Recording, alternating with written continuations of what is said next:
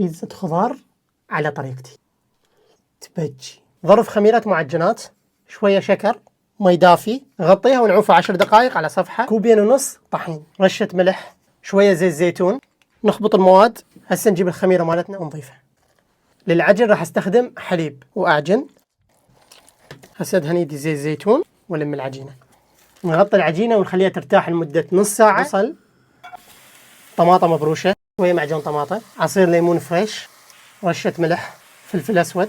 نخبط لنا خبطة معدلة. وهنا صوص البيتزا جاهز عندنا. نجيب العجينة نقسمها اثنين، نفرشها. جبنة شيدر على شكل دائرة نسوي. نلف العجينة. فلفل أحمر، فلفل أخضر بارد، طماطة كرزية، وكيد الفطر، زيتون. نضيف الجبن.